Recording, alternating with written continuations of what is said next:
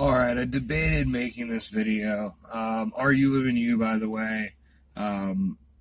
Pretty happy about the fact I picked up 3 more subscribers. Probably mostly because I mirrored a guy's video where he was getting essentially harassed by the police. That's a few videos back. You can check it out. And in relation to that topic, 2 nights ago, I drove to Evergreen, Colorado. I just wanted to get out of town for the day, do a little bit of driving. I'm kind of like flirting with taking a larger trip, but have to do some work on Wednesday, so I might just wait till after that. But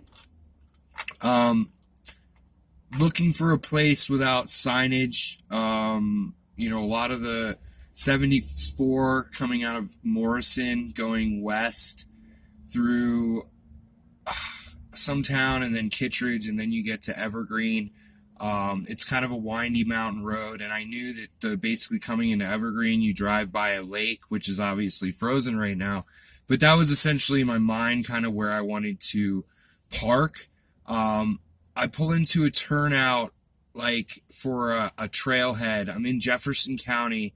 I pull out, turn out with a trailhead right across 74 from the lake, and there's no signage anywhere except that it's the Jefferson County Parks and Recreation parking lot. There's no dusk till dawn. There's no parking from 11 p.m. to 5 a.m.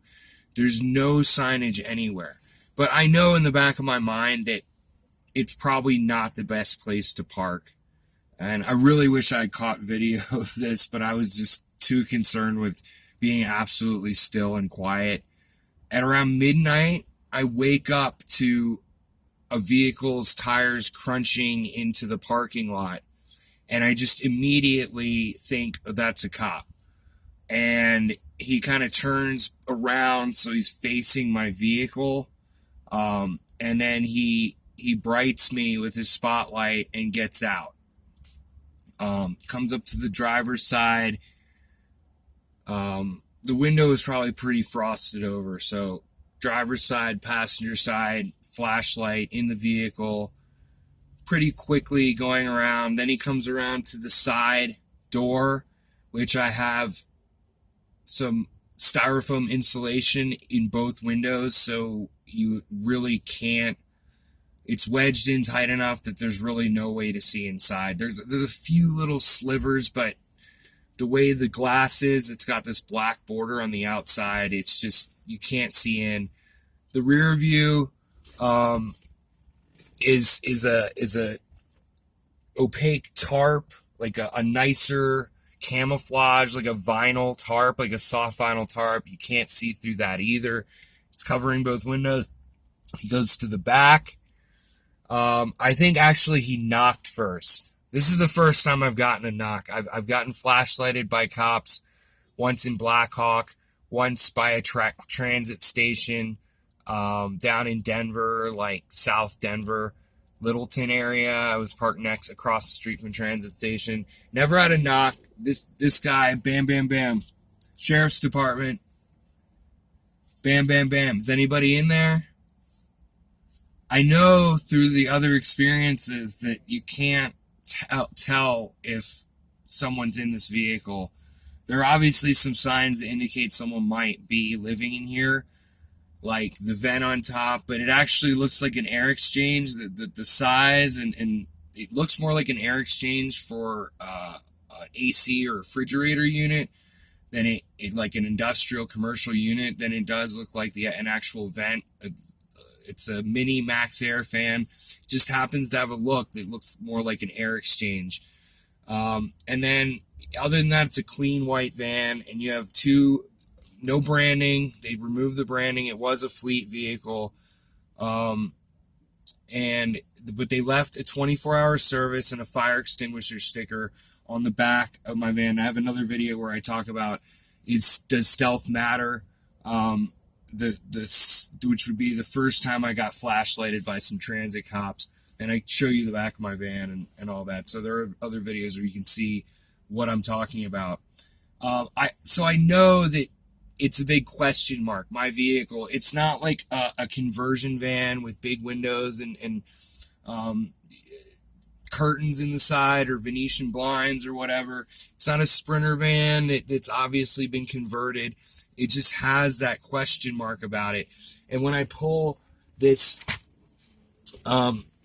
this blanket that was given to me by a buddy of mine from IKEA, when you pull this across and hook it in the interior plastic body of this roof ceiling of the interior, you just can't see in. If it's light outside, it would probably make a silhouette front to back. But if it's darker inside this van and there's like low light and it's lighter outside or dark in and out at nighttime, flashing a light in it's into this knitted blanket you cannot see in the front. You can't see in the side because there's styrofoam insulation. You can't see in the back because there's the opaque vinyl camouflage tarp.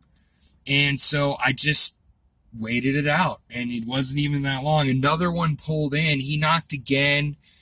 Sheriff's Department, is anyone in there? I know that he's not sure. I know that he can't tell.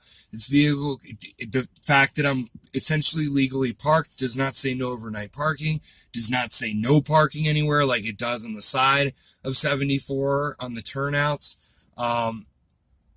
So, you know, if you want to take issue with my vehicle being parked here, slap the ticket in the windshield. There's no reason for you to make contact with me. Didn't put a ticket in. I know leaving at that point, if they decide to park up the road somewhere and do radar, or I could pass them and then they know someone's inside the vehicle. I just stayed put, watched some YouTube for a couple hours. Luckily, I had data reception, and then I went back to sleep for a few hours and left at about 5 o'clock in the morning. So that was definitely an interesting one, but I have nothing to say. I didn't call any sheriff deputies. There's no issues. I'm an adult. I don't need to check in. So there's absolutely no reason for me to open the door, especially when I know they're not sure if someone's in here or if the vehicle's been parked here because someone met someone and then we went somewhere else, or I'm in a tent up a trail, a mile up a trail somewhere, or if the vehicle's had mechanical issues and it's going to get dealt with in the morning or whatever. Another one pulls in, and I'm pretty sure he then really stuck the bright on the front of the vehicle, and I'm pretty sure he was running the plate. And I think they had a brief conversation. I think the other one basically said, it's not worth it. There's nothing, there's nothing going on here. Just let it go. And they pulled out within about 6 or 7 minutes of that was the length of the encounter. Thank you so much for watching. Leave a comment. Tell me what you think. I'm living me. Are you living you? Have a great day.